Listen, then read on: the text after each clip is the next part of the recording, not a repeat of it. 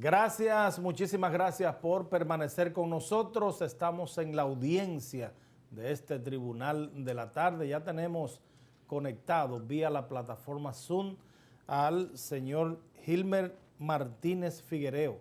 Él es el encargado del Departamento Jurídico del Instituto Postal Dominicano, el INPOSDOM, mejor conocido como el Correo. El Correo. El Correo Dominicano. Buenas tardes, señor Hilmer. Un placer tenerle.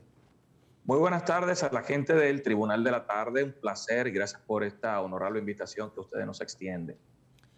¿Cuál es la situación actual del INPOSDOM versus esta empresa que se llama Mío Cargo? ¿Qué está pasando? Mía Cargo. ¿Qué está pasando y por qué la jurisdicción de los Estados Unidos, especialmente de Florida, para entablar esta situación jurídica? En fecha de octubre salta a los medios, de octubre del año 2021, salta a los medios una situación un poco escandalosa que daba al traste de que se había contratado a una compañía internacional con sede en Miami para que se encargara del manejo de los couriers. En el correo, en el idioma del correo, esto no se llama courier. El correo no hace courier. El correo hace entrega de correo comercial. Así es que se llama en nuestro idioma. Sucede que salta a la prensa que esta contratación se hizo sin tomar en cuenta nada del marco legal y administrativo que establece el Estado para hacer una transparencia. A raíz de esto se hacen las remociones y cambios de lugar y nosotros en el correo, para poder corregir esta situación, en función de un contrato que teníamos en ese momento, decidimos rescindir la contratación que había, que era una contratación nula de pleno derecho.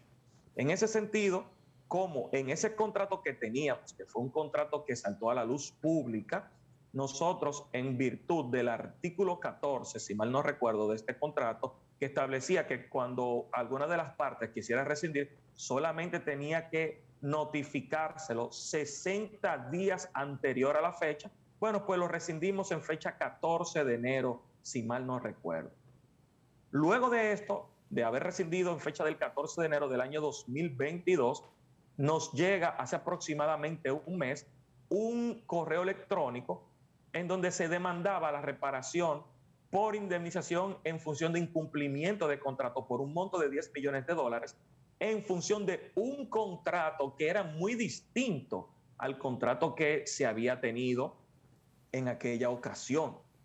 Aquí encontramos un contrato totalmente nuevo, pero con sendos vicios y con lesiones. Doctor, de esos vicios, doctor, un momentito, porque me quiero detener en esta parte. Dice que nos encontramos. Da la sensación como si fuese por sorpresa o casi por asalto, sí, por casualidad. Entonces, vámonos a la génesis. Ese contrato, ¿qué tan legal es para poder ser oponible a recurrir una indemnización por un monto de $10 millones? Por eso le digo, en el primer contrato que nosotros rescindimos, que es el contrato original de la rescisión, que fue el contrato que saltó a los medios de comunicación, ese contrato no establecía ningún tipo de penalidad ni para el INPOSDOM ni para la empresa Mía Cargo en función de la rescisión. Solamente anunciar con 60 días de anterioridad. Pero en este nuevo contrato, en función de su cláusula tercera, establecía que si la compañía Mía Cargo, primero establecía que este contrato era por 10 años. Luego establecía que si la compañía Mía Cargo quería rescindir, simplemente tenía que hacerlo con 6 meses de anterioridad. Pero que en caso del correo querer rescindir el contrato, tenía que hacerlo con 6 meses de anterioridad y, aparte de esto, indemnizar a la compañía Mía Cargo por el monto de $10 millones. Eso establecía ese otro contrato. ¿Y quién firmó ese contrato? El suspendido de director actualmente, en aquel momento. Ese contrato tiene una fecha de firma del 7 de abril del año 2021.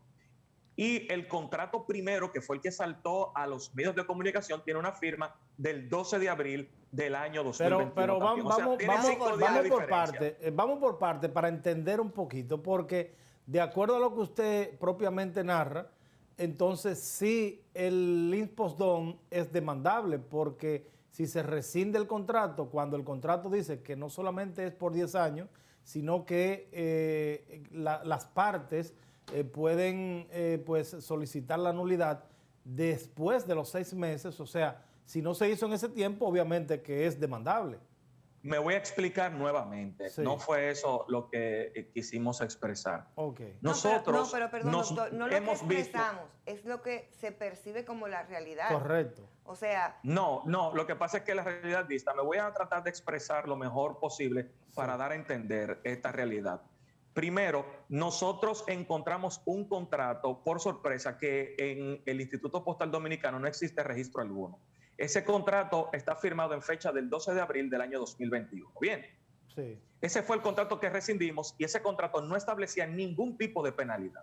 Ahí están las copias de la rescisión y en función de lo que decía ese contrato. Luego que rescindimos ese contrato, a nosotros nos están notificando un contrato totalmente distinto al que nosotros rescindimos, que está firmado en fecha de 7 de abril del año 2021, mientras el primero que rescindimos no establecía penalidad y estaba firmado en fecha del 12 de abril. El segundo que nos han notificado ahora, el cual nosotros no hemos rescindido ese contrato, establece una penalidad de $10 millones sobre el impostón y aparte de eso fue firmado en fecha del 7 de abril, en una fecha distinta. Ahora, sobre la recurrencia o no de este contrato, usted tiene que entender que uno de los principios de los contratos es el principio de legalidad y el principio de igualdad. Sí. ¿Cómo? Y yo le hago la pregunta a usted como periodista. ¿Por qué en un contrato dice que si una de las partes quiere rescindir no tiene ningún tipo de penalidad y que si la otra quiere rescindir sí tiene penalidad de $10 millones?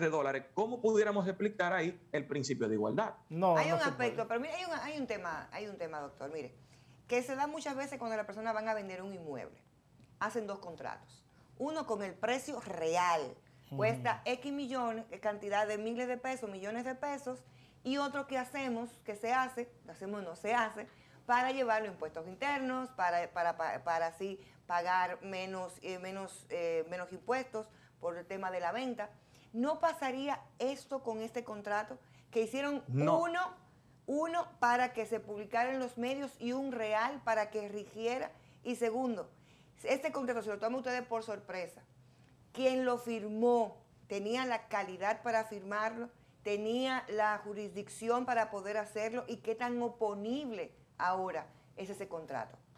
Gracias por sus preguntas. Mire, lo primero es que en materia de contratación estatal, según lo establece la ley 340-06, que es la ley de contrataciones con el Estado Dominicano y que crea también la Dirección General de Contrataciones Públicas, esa ley establece claramente cuál es el marco normativo para una institución del Estado poder contratar con una institución privada o con una compañía privada. Ahí se establecen las licitaciones, compras directas, comparaciones de precios, todo de acuerdo al rango.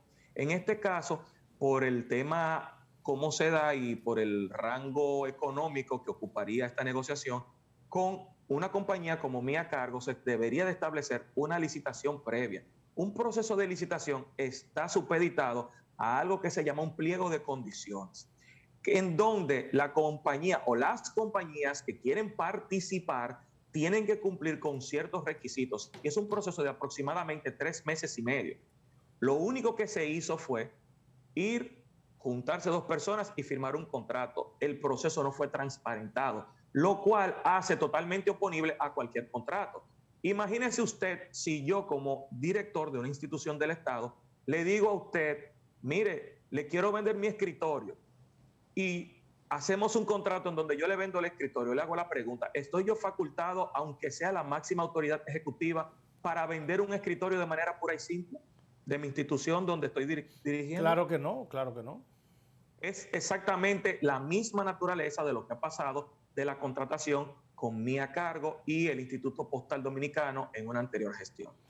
Entonces, ese contrato que ustedes, según lo que usted ha expresado, no tenían conocimiento, ¿bajo qué firma está? Si está notarizado y cuáles son los elementos legales que contiene ese contrato que pudiese entonces tener aquiescencia en un tribunal, incluso en un tribunal internacional. Nuevamente, gracias por sus preguntas. Esa pregunta es muy necesaria hacerla. Lo primero es que ese contrato fue firmado, fue redactado completamente en el idioma inglés. Pero vemos que tiene un vicio de ley, que es la notarización que está hecha en español por un notario dominicano. Todavía no entendemos cómo un notario dominicano que se rige bajo la ley 140-15 pudo notarizar un contrato en un idioma distinto al que establece la Constitución en su artículo 29 y su propia ley del notario, que establece que las actas notariales deben de ser en español y establece la formalidad para cuando se va a establecer en otro idioma. Claro. Eso es lo primero. Eso crea nulidad en el contrato, porque puede haber una lesión y el notario no la está previendo. Aunque el notario sepa inglés, el idioma oficial para las notarizaciones debe ser y los español, documentos oficiales claro, debe ser español obligatoriamente.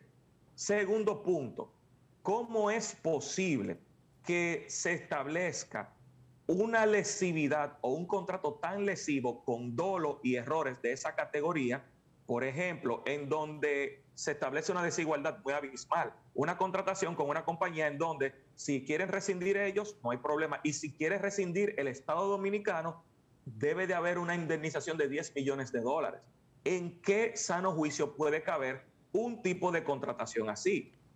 Tercer punto, ¿cómo es posible que se establezca y se le otorgue toda la institución estatal del Correo Dominicano a una compañía extranjera que no tiene RNC ni registro mercantil, no paga TSS y no tiene impuestos sobre la renta? ¿Cómo es posible que dentro de ese contrato pueda establecerse que el manejo completo del correo va a estar bajo esta compañía?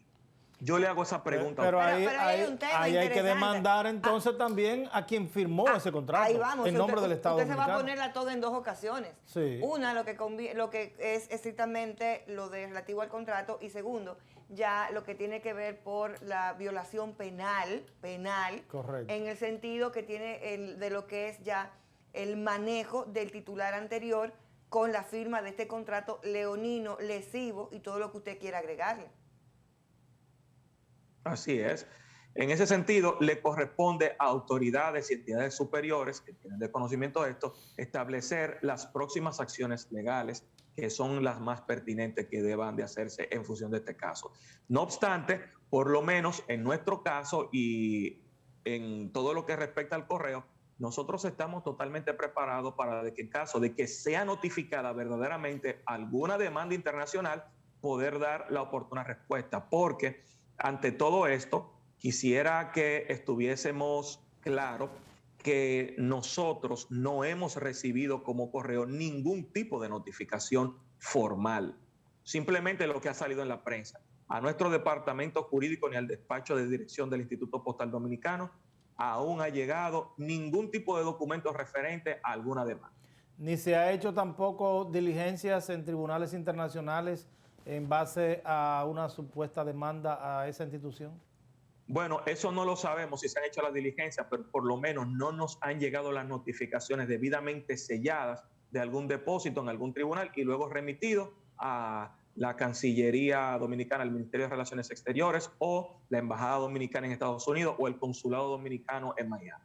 Pero todavía no nos ha llegado nada de esto. Si ese contrato lo encontraron así por sorpresa, ¿no sería interesante como hacer un arqueo a profundidad de los documentos firmados en la anterior administración? Porque de pronto pues pudiera haber, se hubiese tomado como domicilio el tema de alguna oficina extranjera o hasta el mismo consulado y no se ha notificado. Sí. En el contrato que nosotros rescindimos, que es el que le expliqué, que es el primero de fecha de 12 de abril del año 2021, en ese primer contrato, la compañía mía a cargo establece como domicilio ad hoc el Instituto Postal Dominicano. Situación que también es como ilógica, porque tú estás contratando con una entidad y también pones el domicilio de esa entidad como tu propio domicilio. No sé si me doy a entender. Totalmente. Pero es que debe estar preso el que firmó ese contrato. Porque fíjate que interesante. El primer contrato no le llama la atención porque lo que se da es puro y simple el tema de que se puede rescindir el contrato. Pero ahí observamos también lo que es la elección de domicilio, que según usted le encuentra de manera extraña, y cuáles otros hallazgos también en ese primer contrato, que es el que usted da como bueno y válido, teniendo las mismas incoherencias de aquello de que no tiene un RNC, de que ese contrato no fue licitación, o sea que hasta la misma luz del derecho, si quieren invocar la nulidad de ese contrato que le dio esa facultad, también tiene elementos propios en sí mismo para hacer nulo en justicia. Mire, un tema. Para la compañía Mía Cargo poder participar en un contrato legal con el Estado Dominicano, debe de hacerlo a través de las vías legales. Si no tiene en la República Dominicana un domicilio o si no tiene algún registro en la República Dominicana y quiere validar su registro de Estados Unidos, debe de hacerlo por las vías consulares pertinentes. Tiene que tener un representante también en el país.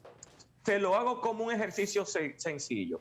Si ellos no buscaron la vía consular ni la vía diplomática para establecer una contratación con el Estado Dominicano, ¿por qué ahora recurren a la vía consular y o diplomática para solicitar una reparación de $10 millones? Se lo dejo como pregunta. Bueno, finalmente, ¿cómo está el funcionamiento del correo en este momento? ¿Eso no ha afectado en ningún sentido? No, para nada, no ha afectado para nada. En el correo hemos pagado aproximadamente 100 millones de pesos dominicanos en el pago de derechos laborales de colaboradores que fueron desvinculados de estatuto simplificado. También reincorporamos a los servidores públicos de carrera que fueron desvinculados de manera muy irregular y su derecho al trabajo y a la carrera administrativa fue muy lesionado, artículo 145 de la Constitución, porque aquí se desvincularon servidores de carrera pública. Quiero que se sepa eso. Y se hizo de una manera extremadamente irregular y lesiva a la ley. Aparte de esto, en el Instituto Postal Dominicano hemos transparentado todos los procesos. Hemos establecido por primera vez un comité de compra en esta gestión del 2020 para acá. Antes no existía comité de compra. Aparte de esto, hemos empezado a certificar todos los contratos en el Instituto Postal Dominicano. Para usted poder pagar un contrato en el Estado Dominicano, usted debe de certificarlo a través de la Contraloría General de la República Dominicana. Todas las instituciones del Estado tienen una unidad de auditoría interna, que es quien certifica los contratos. Eso no se había hecho en el Instituto Postal Dominicano. Y gracias a Dios, en esta gestión se está haciendo, aparte de normalizar muchos otros procesos y hacer acuerdos interinstitucionales con otras instituciones del Estado para poder brindar un servicio. Señores, finalmente, el correo es una institución que funciona y es la única institución que tiene la capacidad de mover paquetería en todo el territorio nacional de puerta a puerta. Gilbert, esto es una fábrica de recursos para el Estado. No, claro, y además observamos esa mensajería y esas empresas privadas que le funciona y le va súper bien. Gilbert, una sola pregunta. La empresa Mía Cargo hizo algún tipo de mejoras, entregó algún tipo de, vamos a decir, de instrumentos de trabajo. ¿Qué han hecho ustedes con esto? ¿Con este tipo de cosas se han devuelto, se han dejado de utilizar o qué ha pasado con eso? Dentro del poder del Instituto Postal Dominicano existe un cuarto en donde está almacenado todo lo que la compañía Mía Cargo utilizó. Pero ojo, la compañía Mía Cargo dice que eso fue donado al correo. No fue donado al correo. Esos eran instrumentos que ellos utilizaban dentro de sus propias instalaciones en el correo. Porque la compañía Mía Cargo lo que estableció fue un dominio total del correo. Mientras estuvo la compañía Mía Cargo, ellos cobraban, decidían cuáles contratos iban, decidían cuáles no, establecieron las propias políticas de ellos, que recuérdense que dentro de la prensa uno de los puntos más relevantes que salió a flote es que era Imposdón by Mía Cargo, como si Mía Cargo fuese la institución principal y el correo estaba supeditado a Mía Cargo. Esa fue la situación. Entonces, ellos tenían sus propias operaciones y todo eso está guardado mientras esté toda esta situación y haya una conclusión final en la investigación. Pero aquí no se ha utilizado nada. No es cierto que donaron motores eléctricos y el único o los únicos vehículos que se donaron, que pudimos ver, fueron como algunas 20 o 30 bicicletas de esas que se utilizan en el Conde para pasear. pero eso fue algo más decorativo porque en el correo los carteros utilizan sus propios motores. Bueno, pues muchas gracias. Gracias por estar con nosotros, muy Martínez Figuereo, claro que sí. Él es el encargado del Departamento Jurídico del Instituto Postal Dominicano. Gracias por estar con nosotros. A ustedes también, amables telespectadores, gracias por la amabilidad de sintonizarnos. Mañana, si Dios lo permite, de 5 a 6, aquí estaremos en el Tribunal de la Tarde por Telefuturo, Canal 23.